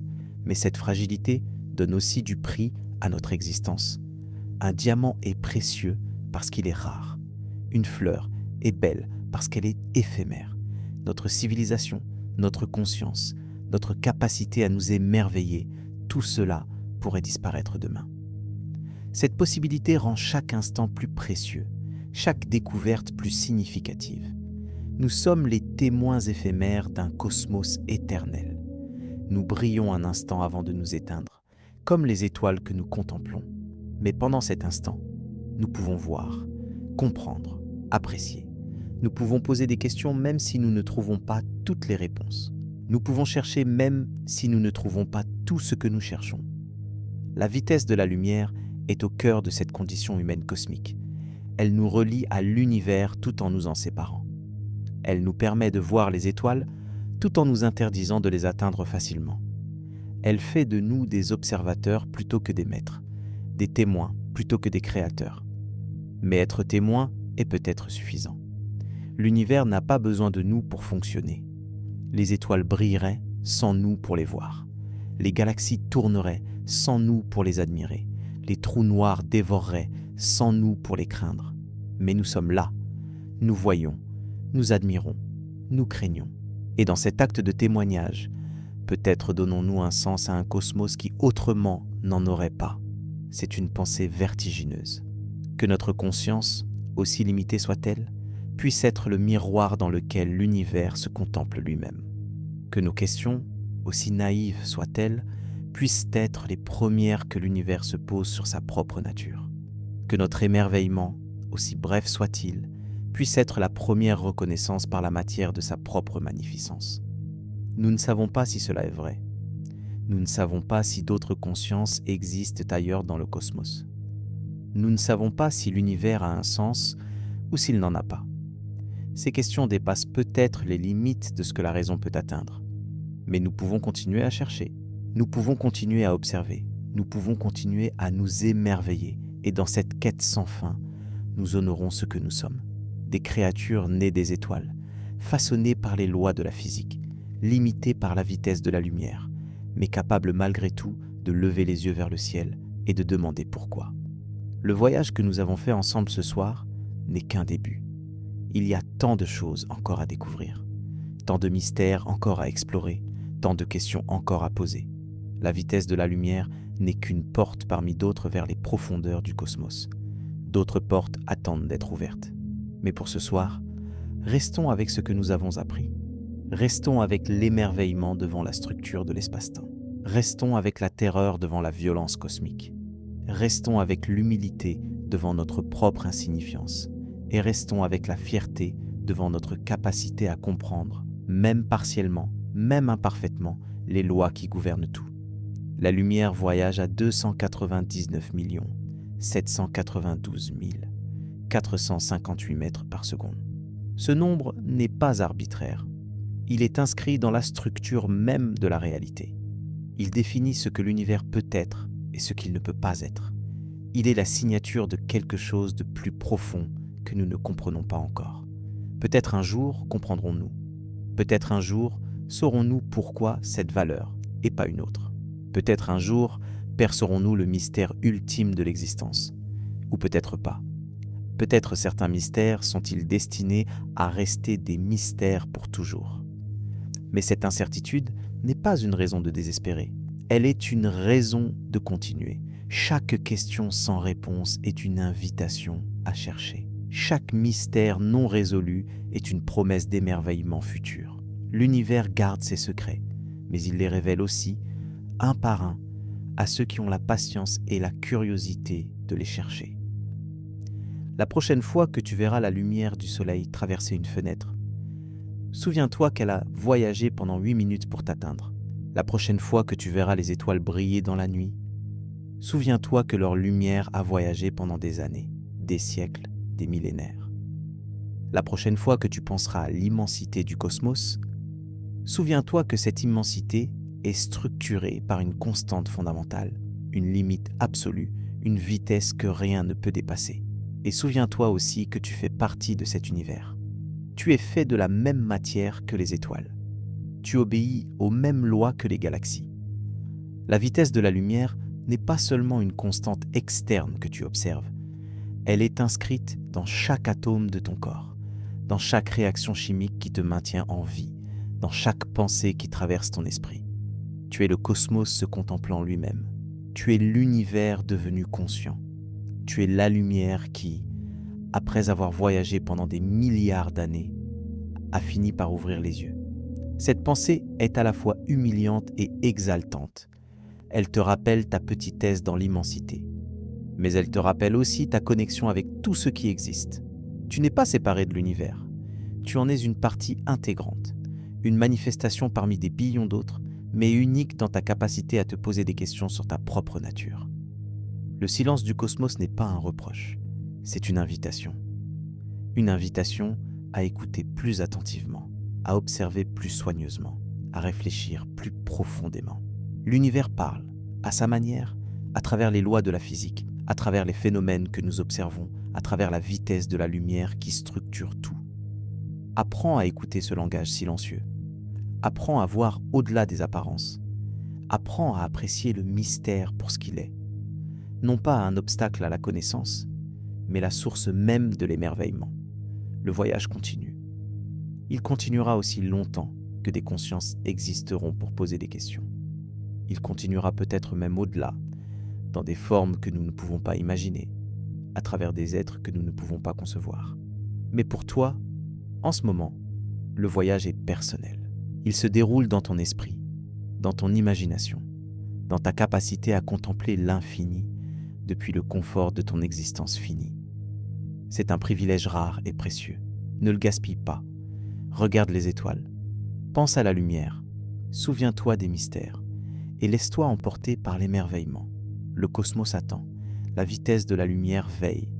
Et quelque part, dans l'immensité, des questions attendent des réponses qui peut-être ne viendront jamais. Mais la quête elle-même est la récompense. La recherche elle-même est le sens. L'émerveillement lui-même est la destination. Bonne nuit et bon voyage parmi les étoiles.